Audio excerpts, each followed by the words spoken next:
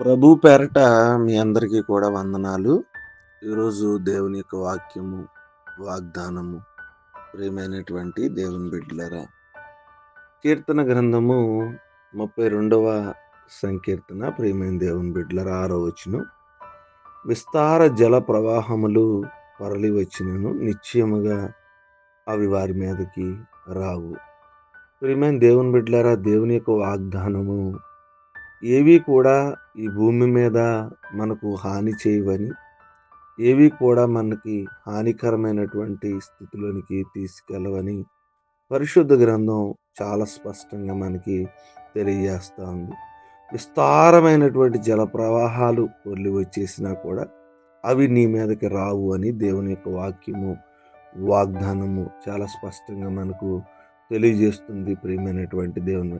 కొన్నిసార్లు కొన్ని సంఘటనలు మనం చూసినప్పుడు ప్రియమైన దేవుని బిడ్డలారా, అవి నదులులాగా లేకపోతే భయంకరంగా శ్రమల్లాగా మన మీదకి వచ్చినప్పుడు, వరదలొచ్చేసినప్పుడు, లేకపోతే మన మీదకి సమస్యలొచ్చేసినప్పుడు ఏమైపోతద్ది మన జీవితం అనేటువంటి పరిస్థితి ప్రతి ఒక్కరికి గూడా అనిపించిద్ది.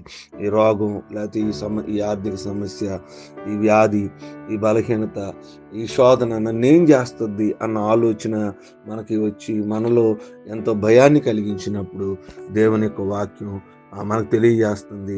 నిశ్చయముగా అవి వారి మీదకి రావు అని దేవుని యొక్క వాక్యం. ఏది నీ మీదకి వచ్చి నిన్ను ముంచివేసిద్దని, ఏ ప్రవాహంతో నువ్వు కొట్టుకుపోతావని, ఏ ప్రవాహం నిన్ను త్రోసివేసిద్దని, ఏ ప్రవాహం నిన్ను వ్యాపారంలో, ఉద్యోగంలో, లేకపోతే ఈ వివాహ జీవితంలో, ఆర్థికమైన విషయాల్లో ఏ యొక్క ప్రవాహంలో నువ్వు కొట్టుకుపోతావని ఆలోచన కలిగి ఉన్నావు. దేవుని యొక్క వాక్యం సెలవిస్తుంది.